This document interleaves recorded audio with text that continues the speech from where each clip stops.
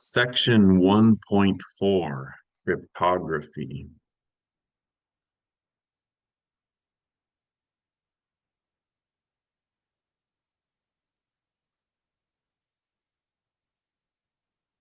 I'd like to share my screen and some definitions here.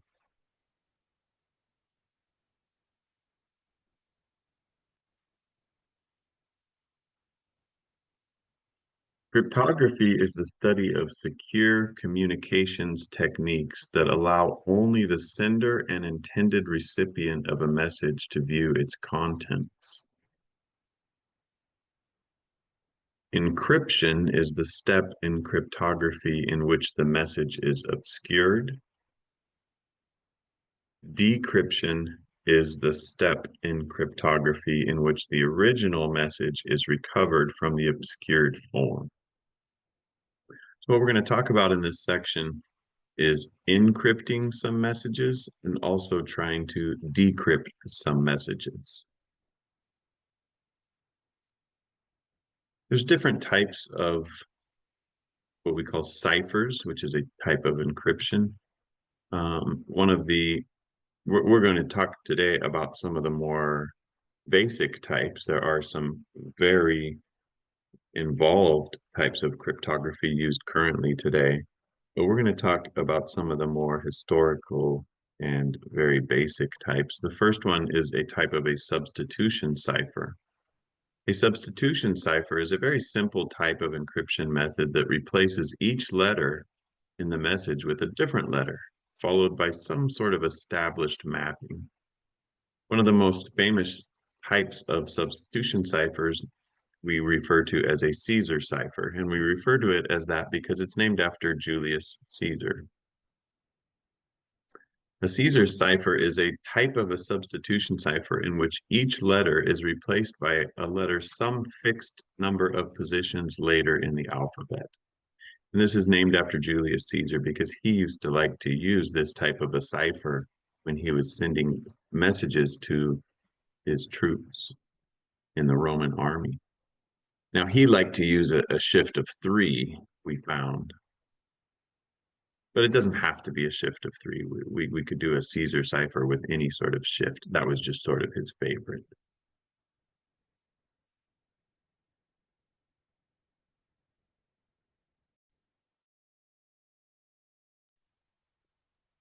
What would a shift of 3 look like? The alphabet shifted by 3 spaces would look like this. So if Julius Caesar was going to write a message to his troops, but he wanted it to be sort of a secret message, right? In case the enemy was able to intercept the message, Julius Caesar didn't want the enemy to be able to read it. They didn't want them to be able to understand what it said. He wanted it to just look like gibberish to them. And so he liked to shift the alphabet. Again, his favorite shift was 3 spaces. And if we shifted the alphabet 3 spaces, that means every time Julius Caesar wanted to write the letter A in one of these secret messages, he would instead write the letter D, because that letter is 3 places later in the alphabet. Every time he wanted to write the letter B, he would instead write the letter E, because E is 3 places later in the alphabet, and so on. So this is a helpful chart right here if you're trying to do specifically a 3-space shift. There's another chart we will likely look at many times during this lecture. And this chart allows you to look at any sort of shift. Could be a shift of 1 or 2 or 3 or 4 or 5, all the way up to, I guess, probably up to shift of 25. There are 26 letters in the alphabet. So a shift of 26 doesn't really make sense because then you would just wrap around and A would be replaced with A, and that's not very exciting.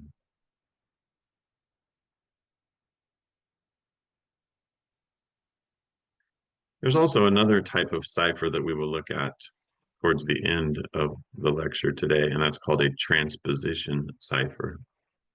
A transposition cipher is a type of encryption which simply scrambles the positions of the characters without changing the characters themselves. This is sort of like a word scramble or a word jumble. It's very basic again.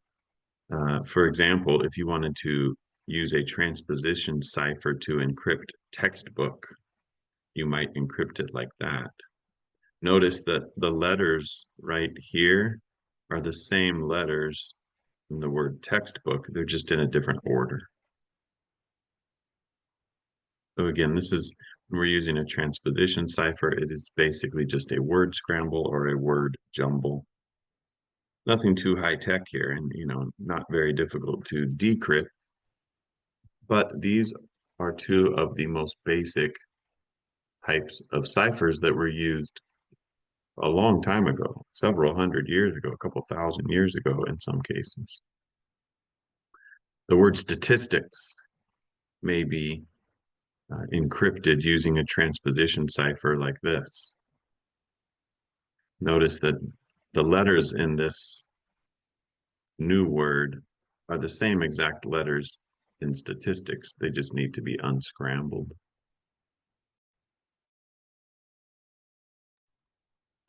Where do we use cryptography now? Cryptography is used in a lot of different places. Online banking, online credit card purchases, computer passwords. It's used during wartime still when we're trying to send messages to our troops. Anytime you're relaying a message where you don't want it to be intercepted by the opposition, whether that's literally the enemy during a war or it's people trying to steal your credit card number or your password or anything. So these are five of the top ones that are used currently. Of course, these are much more involved than what we just described. There's a lot of high-level math going on in these types of encryption methods. So we're not going to talk about those types of encryption methods. We're going to stick with a substitution cipher, specifically the Caesar cipher, and also a transposition cipher, which is basically a word jumble. So let's get into some examples here.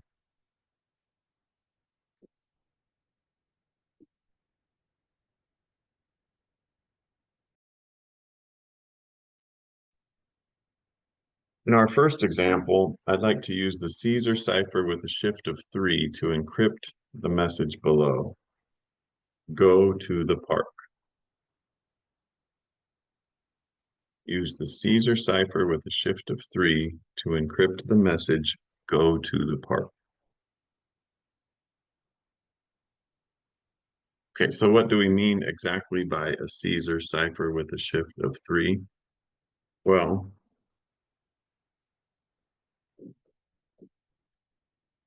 that means that even though I'd like to write a G, I'm going to instead write the letter that is 3 places after G in the alphabet. I think that would be a J. Let me show you how this table could be helpful. What I like to do when I'm using this table, put a 0 on this top line because if I were to change an A to an A, there is no shift happening. That's a shift of 0. If I were to change a B to a B, that's no shift at all. That's a shift of 0. I like to put a 1 on this line because that would represent a shift of 1 if I were to change an A to a B or change a B to a C. That would represent a shift of 1. And so I think it's important to put a 0 on that top line. And if we are doing a shift of 3, I want to focus on this line right here. What I mean by that is instead of writing an A, I'm going to instead write a D. Instead of writing a B, I'm going to instead write an E. Instead of writing a C, I'm going to instead write an F, and so on. That's what we mean by a Caesar cipher with a shift of 3.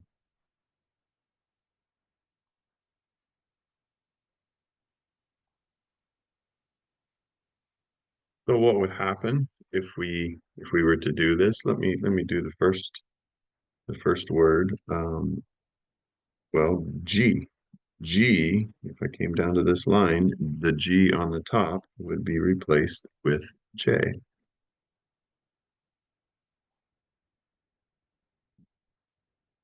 The O right there, if I'm looking at this line that I marked, would be replaced with R. So instead of O, I would write the letter R.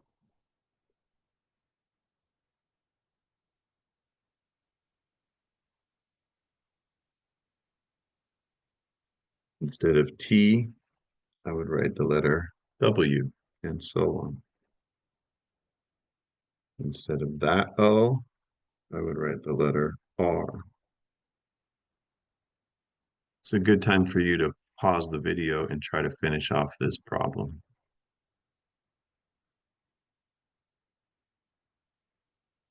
I will go ahead and write down the rest of the answer. So we have JRWRWKH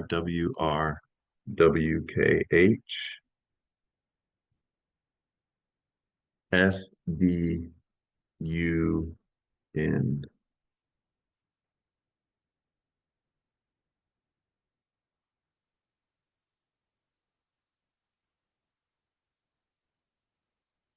So the idea is if Julius Caesar was trying to tell one of his troops go to the park, but he wanted it to be a secret in case the enemy intercepted the message, he might instead write this. And that way, in theory, even if the enemy did intercept the message, they wouldn't understand it. They would look at that and they would say, that looks like gibberish, that doesn't mean anything to me. But if the message did get to the person Julius Caesar was trying to send it to, that person would have to know, of course, the shift that was used, probably, and they would decrypt it by reversing the process, and they would know that that was the original message. It would be useful if, Julius Caesar, of course, probably made sure his troops knew which shift he was using. Three was just his favorite. That doesn't mean he used it all the time. Okay, let's move on again to the next example.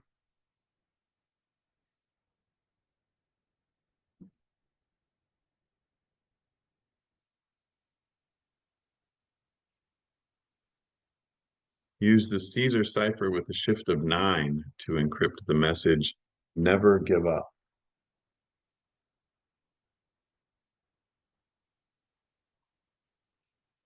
Again, what I like to do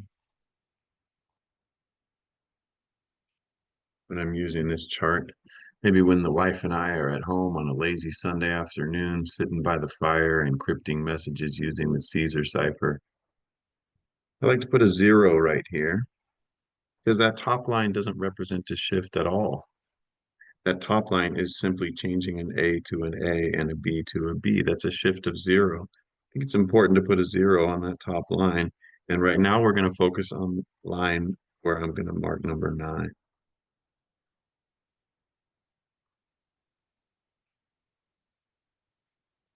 Would be this line right there.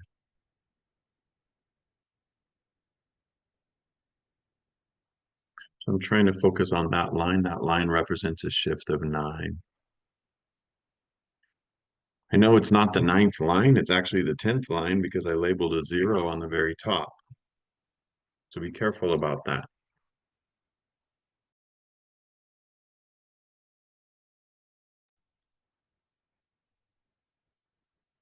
It is the line that represents a shift of 9, but it is not the ninth line. So that's a common mistake I think that people might have in a problem like that. It's because we put that 0 on the top line. Okay, again, my suggestion while you're working on these problems is to pause the video right around this time and go try it on your own. And then when you come back and unpause it, we can look at the answer.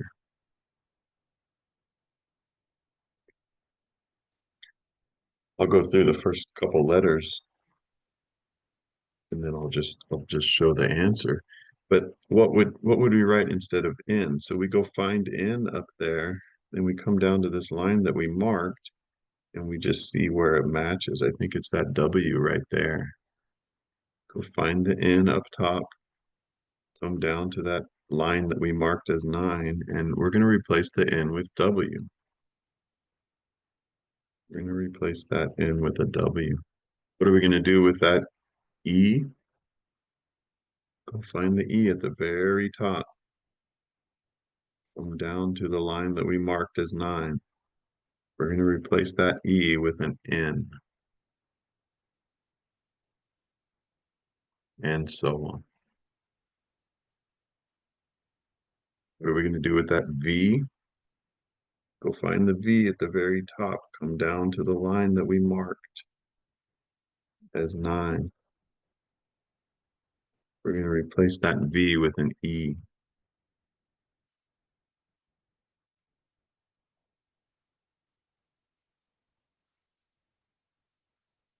Going to go ahead and finish it out here.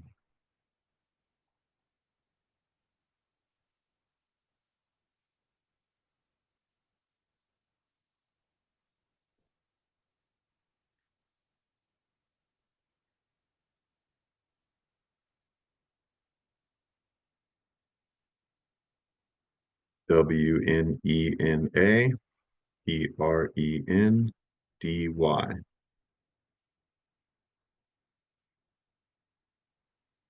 If Julius Caesar wanted to send a message to his troops that said never give up, he might instead write it that way. And that way, if somebody intercepted the message, they wouldn't understand it. They wouldn't know what it meant. It would look like gibberish to them. Maybe they would just ignore it. But if it did get to his troops, and the troops, especially if the troops knew what shift we were using at that point, they could reverse the process. And they could figure out what the original message was saying.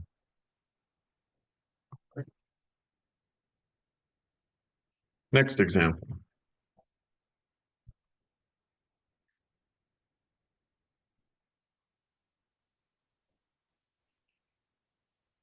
Use the Caesar cipher with a shift of 25 to encrypt the message. The message is speak the truth.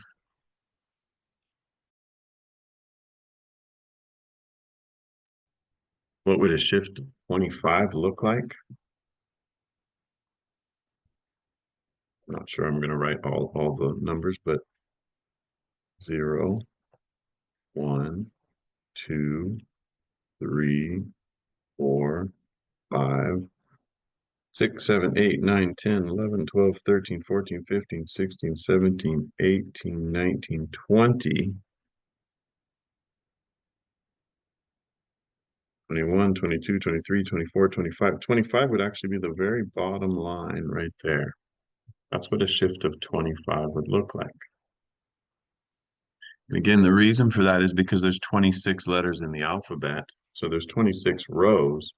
But if I label the top row 0, then this would be 25. A shift of 25 is going to change an A to a Z. It's going to change a B to an A. Because the alphabet, we let it kind of wrap around once we get to the end. We're going to change a C to a B, and so on. In a sense, you could think of this as a shift of -1, if that makes sense to you. A shift of 25 is equivalent to a shift of going backwards by 1. Going forwards in the alphabet by 25 is the same as going backwards in the alphabet by 1. But I'm going to go ahead and look at this line number 25 right here at the very bottom. Might be a little difficult to see everything we want to see at the same time. Speak the truth is what I'm working with here. And then we have line number 25 at the bottom. Let me change my camera a little bit so we can actually see everything we're trying to see at the same time. So again, we're doing a shift of 25. And I want to be able to see this whole page here.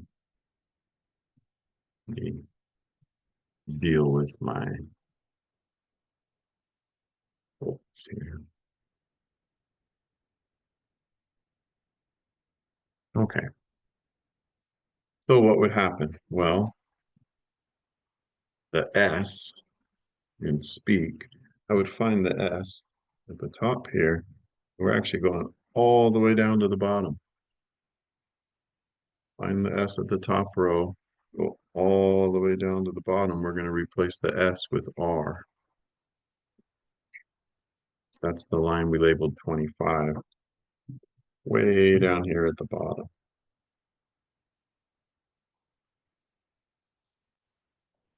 I'm going to go ahead and replace that S with an R. I'm going to go ahead and replace that P. So find the P on the top row, go way down to the bottom. I'm going to replace it with an O.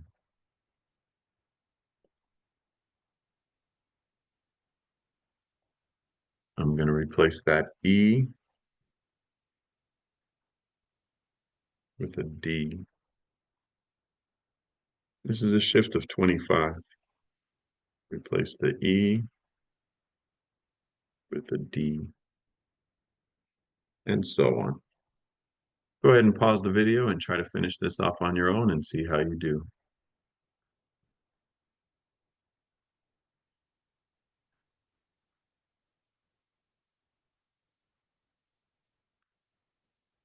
We'll go ahead and finish off here. RODVJ,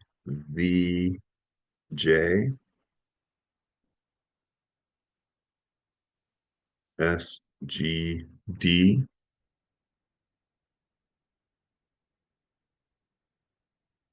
SQT, SG. That's RODZJ, SGD, SQTSG.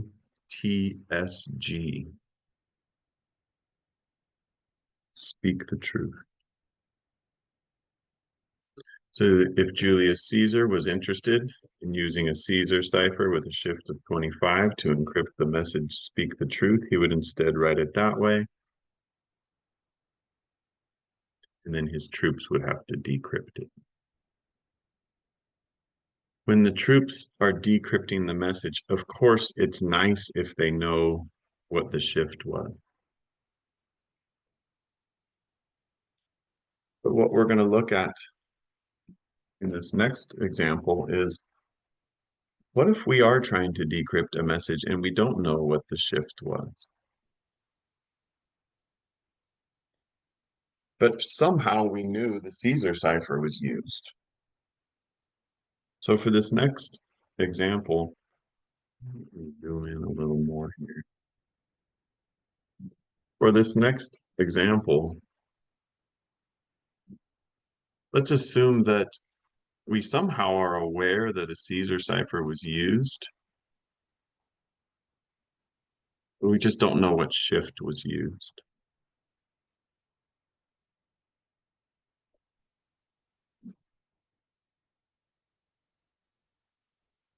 For example, maybe we are a mathematician working for the government during a wartime,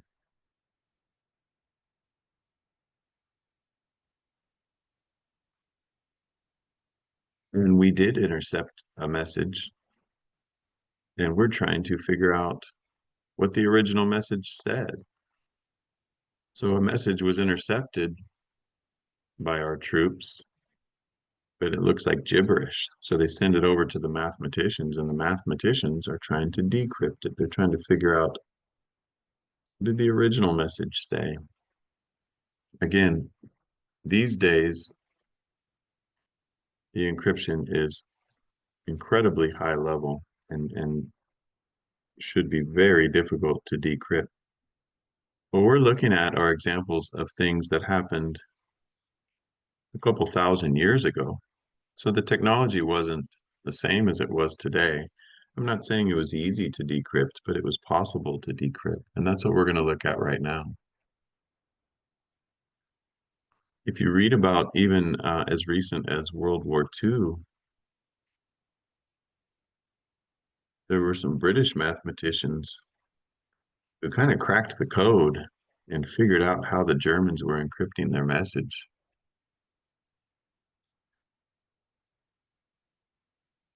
And by the end of World War II, the British side pretty much knew what the German side was going to be doing because they could read their messages. The mathematicians were able to figure out the encryption and they were able to decrypt. And that was very, very helpful in how the war turned out because it's very helpful if you know your enemy's next move, basically.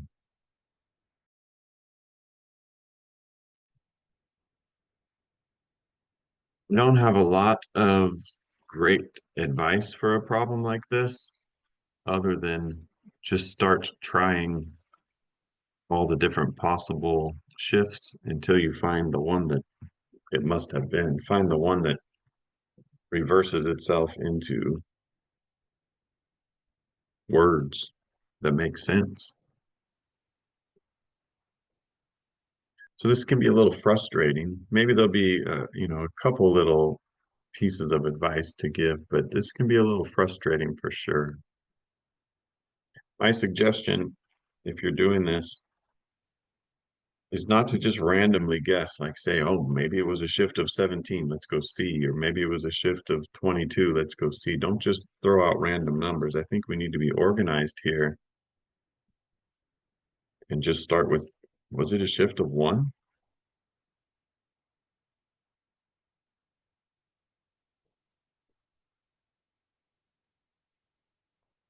Was it a shift of one? I don't know. Let's see. If it was a shift of one, how could we work backwards? So look at the one line right here. Let's work backwards and see what this would have said if a shift of one was used. Again, in this problem, we are assuming that we somehow know that a Caesar cipher was used. We just don't know what the shift was. Okay, but we are going under the assumption that somehow we are aware that we know our enemy likes to use a Caesar cipher. Okay. So when we see that D, what was the D before? What was the D originally?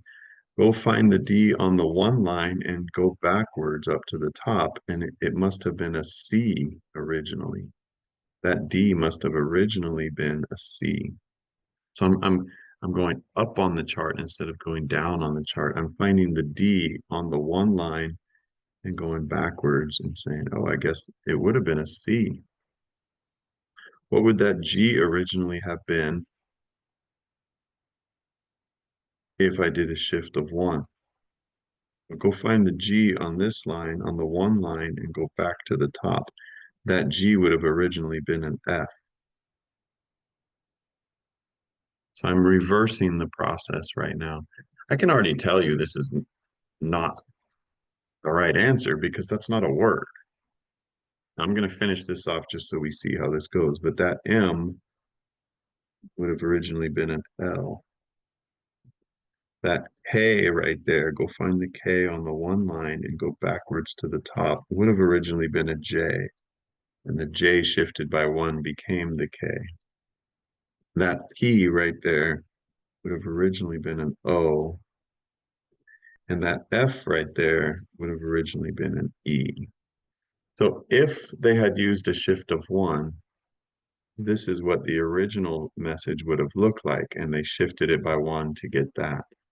That is not what happened because this was not the original message. Why? Because that's not a message. Those aren't words. So again, I probably could have quit right here and not continued because I already knew it wasn't going to work.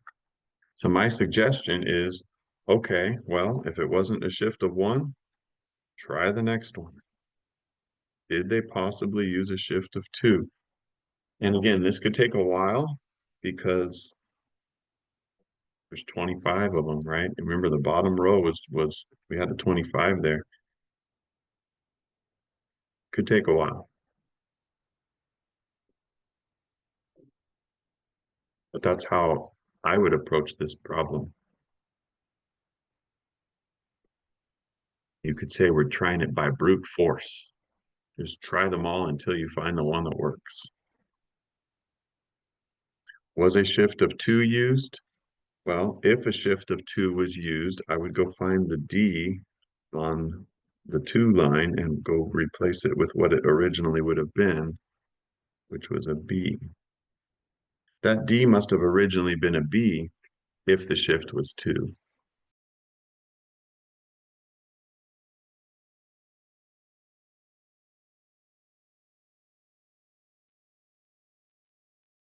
That G,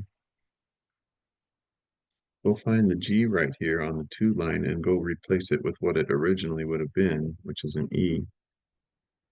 That G would have originally been an E if a shift of 2 was used. Now, I think we might be onto something here because that is a word. So let's definitely keep going. That M, go find the M. That would have originally been a K. If I'm going backwards with the process, that would have originally been a K if a shift of 2 was used. That K right there, go find the K on the 2 line. That K would have originally been an I if a shift of 2 was used. That P right there would have originally been an N if a shift of 2 was used, and that F finally would have been a D. And I think we're good because that is a phrase that makes sense.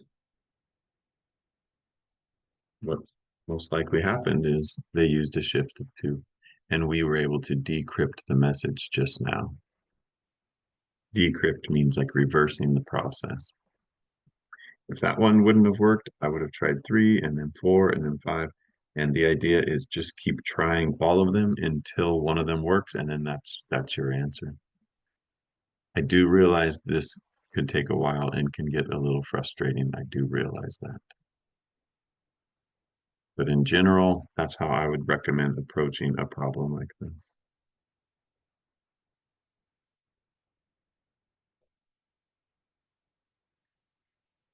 Next example.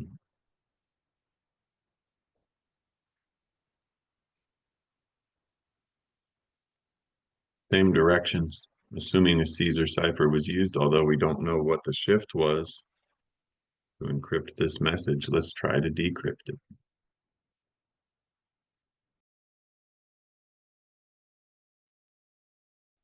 Again, my advice is not very exciting.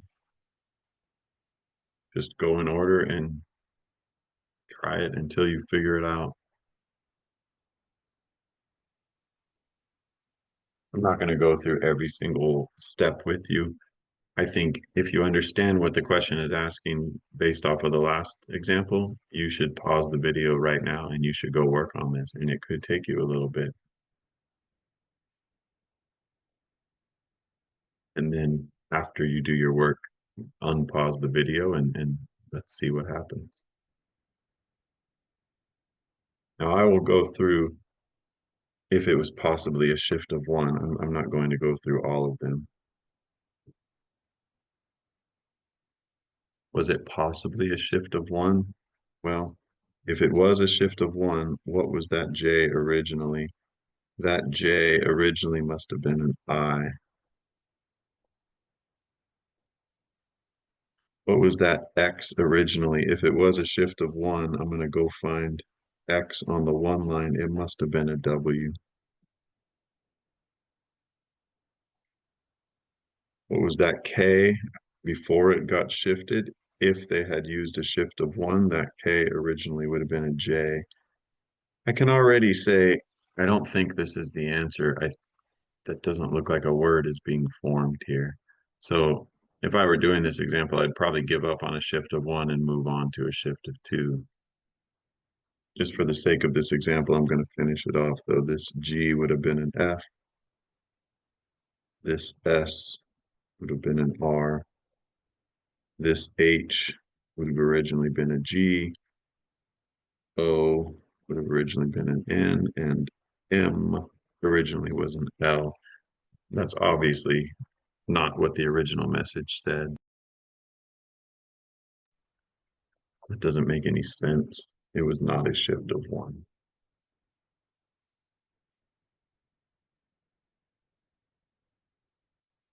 Was it a shift of 2? go to the to line and reverse the process. What was that J originally if we had used a shift of 2? But if they had used a shift of 2, then H would have been what it originally was. What was that X originally? We'll find the X on the to line. It would have been a V. What was that K originally? Go find the K on the to line and look at what's on top. That K would have been an I. What was that G originally? That G originally would have been an E if a shift of 2 was used. What about that S right there? That S would have originally been a Q. I can probably give up and say, no, that was not a shift of 2. I'm not forming words that make sense here. But let me continue. That H would have originally been an F. That O would have originally been an M. And that M would have originally been a K. Obviously, that is not what the original message said. That doesn't make any sense. So once again, the idea is try to see if a shift of 1 was used. If not, try to see if a shift of 2 was used. If not, try to see if a shift of 3 was used, and so on. And eventually you're going to come up with a one that when we reverse the process, it gives you words that make sense. You should go through this problem and figure out which one does make sense. I'm going to jump to the answer here, and I'm going to tell you that it's going to make sense on the 6th line. So that means you would have had to try the 1 line and the 2 line and the 3 line and the 4 line and the 5 line, and they didn't make sense, and you're probably frustrated already by that point, but it's the 6th line that it is going to reverse and make sense. What I mean by that is, watch what happens when we skip down to, so we're skipping some work here, right? We skipped 3, 4, and 5. But when you get down to checking if it was possibly a shift of 6, watch what happens. What was that J originally? Go find the J on the 6th line and go replace it with the very top. That J must have originally been a D in order for it to be written into a J if a shift of 6 was used. What was that X originally? Go find the X on the 6th line and replace it with what it originally would have been from the very top line, which is an R. Go find the K on that 6th line and replace it with what it originally would have been, which is an E. Find the G on the 6th line and replace it with what it originally would have been if a shift of 6 was used, which is an A. If a shift of 6 was used, that S originally would have been an M. Now that's a word. We should be excited right now. Let's go see what the other one is. The other word, H, originally would have been a B if a shift of 6 was used. O would have originally been an I if a shift of 6 was used. And finally, M originally would have been a G. And those are words that make sense. That must have been the original message. It was encrypted using a Caesar cipher with a shift of 6 to become that. But we just went through the process of decrypting it. We reversed that process and we figured out what the original message must have said. Again, I will tell you, I do agree that these could be frustrating because some of you probably already got frustrated only going down to here. What if we had to go way down here somewhere? These could take a little bit. For the most part, I don't have any great advice other than just try it by brute force until you figure it out.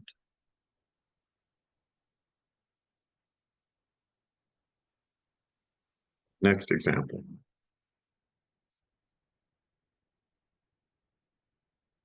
So again, for the most part, I don't have any great advice. Although I have had students tell me in certain problems, some things that they use, and I do think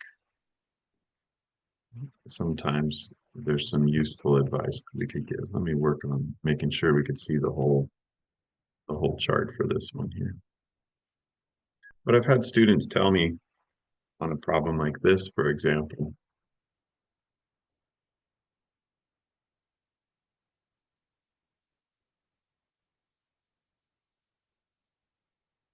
is, well, look at the double it's a four-letter word with double letters in the middle, the same two letters in the middle.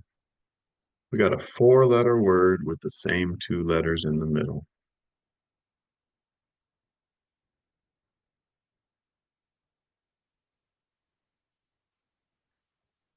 What would those two letters in the middle likely be?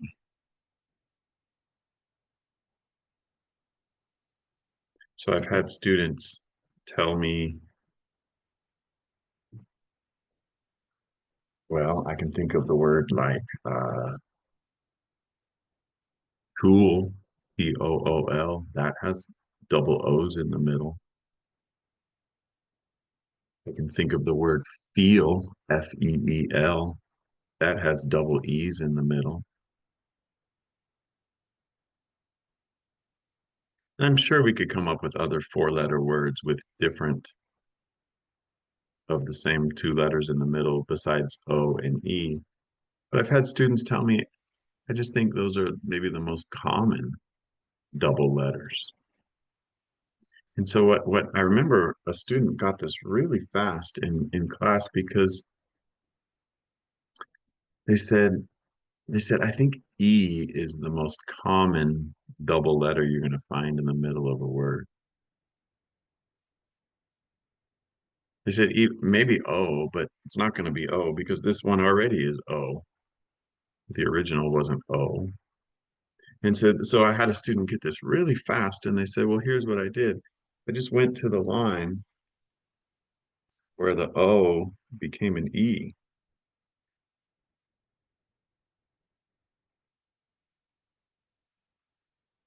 He said, I found the line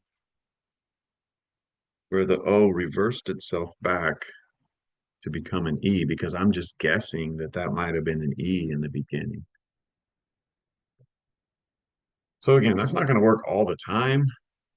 I just have heard people give advice like that.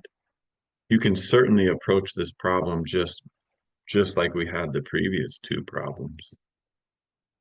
Just try a shift of one. If that wasn't it, try to reverse a shift of two. If that wasn't it, try to reverse a shift of three, and so on. But again, I do remember someone specifically getting this one very quickly because they said, I feel like there's probably a double E in the middle there. Because they said if I think of a four-letter word with the same two letters in the middle, I think it's E is a very likely candidate, at least. And so what they said they did was they said, well, let me go find the row where O reverses itself back into an E. There's the E on top. There's the O that would have reversed itself back into an E. And so they said, I want to focus on this line for a minute and maybe I'm going to get lucky and maybe that's the one. Because that's the one where O would reverse itself back to an E. What shift is that?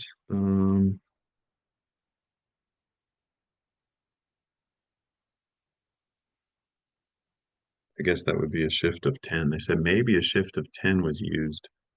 Maybe that O was originally an E. I can't promise you this is going to work, but it would sure be nice if it did and we got it on our first try. Let's see. Let's focus on that 10 line. Was it a shift of 10?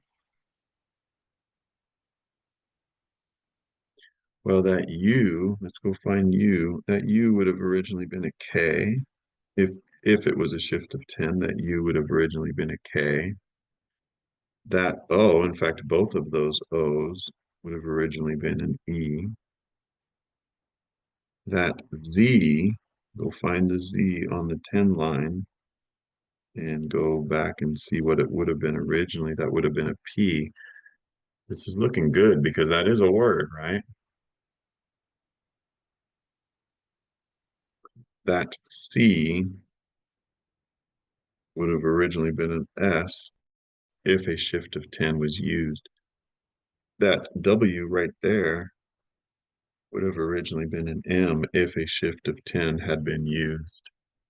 That S right there would have originally been an I. That V right there, go on this line we've been looking at, that V would have originally been an L before the shift of 10 happened. That S right there would have originally been an I. That X right there would have originally been an N. And finally, that Q right there, go find the Q on this line we're looking at and replace it with what it originally would have been on the top, which is a G. And those are words, right? Keep smiling. So occasionally I see someone get one of these pretty fast just because they are clever and they focus on things like we just said right there. I don't think that's going to happen very often, to be honest. I think usually we just go brute force until we get the right one.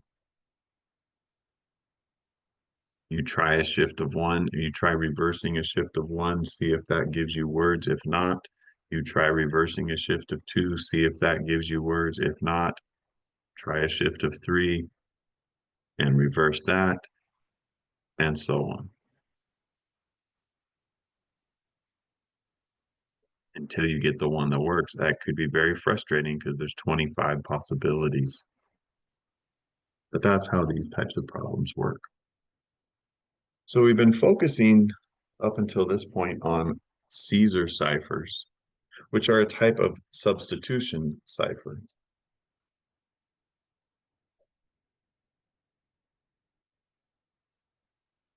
For this last example, I wanted to look at, instead of a substitution cipher or a Caesar cipher, remember, a Caesar cipher is just a type of a substitution cipher. A substitution cipher is any sort of cipher where there's some sort of established mapping where letters are replaced by different letters affixed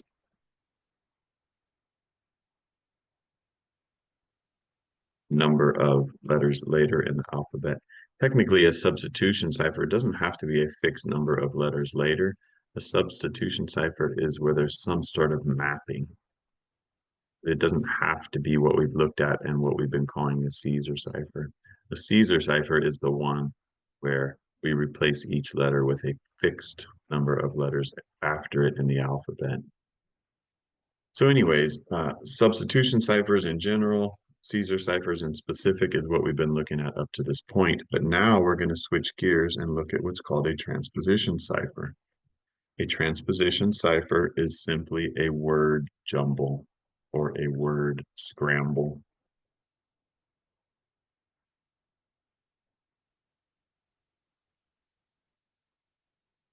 In other words, it's the same letters in the word, it's just in a different order. It's the same letters in a word, it's just in a different order. So you are just unscrambling the words. So here's a phrase right here. Like, I mean, it's technically four different words, but all of the letters in the first word are these six right here. They're just not in the order that they originally were. All of the letters in this second word are those five right there. So we're trying to unscramble those five letters and see what the original order must have been. So we don't need that alphabet chart. We're not doing what we were doing before, where we're trying to just shift the alphabet by a few spaces. That's not what's happening in a transposition cipher. In a transposition cipher, we're trying to unscramble the word or unjumble the word.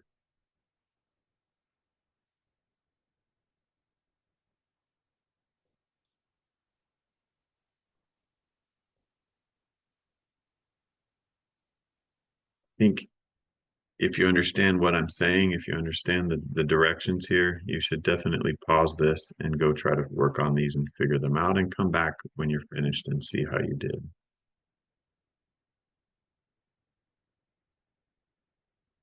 Maybe I'll give you a little hint before you do that. This one right here, for example, is the word school. Notice the same letters show up. They're just scrambled. They're in a different order, but it is still School. It's the same letters. So go ahead and pause this video and try to unscramble these phrases.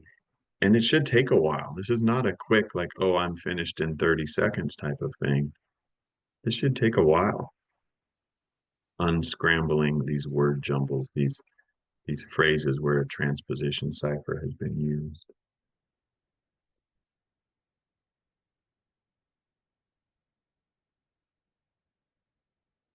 So I'm going to go ahead and just let you know now what the answers are. I'm going to assume you took some time to work on these. And I'm going to go ahead and just write out what the original messages said. So this first one was Laguna Creek High School.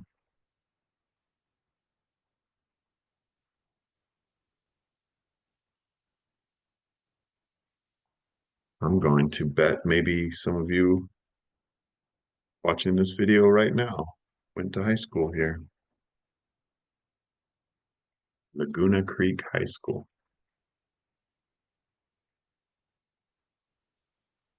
The second one was Dumpling House.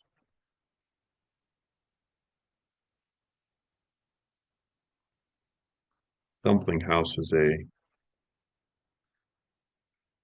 local Chinese restaurant.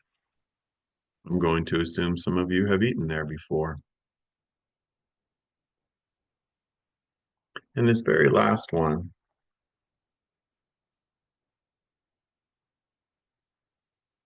learn something new every day.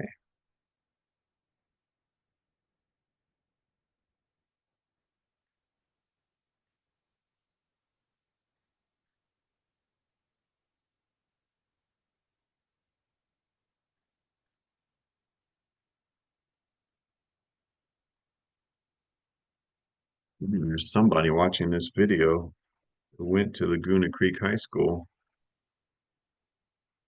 and has eaten at Dumpling House recently, and they just learned something new today.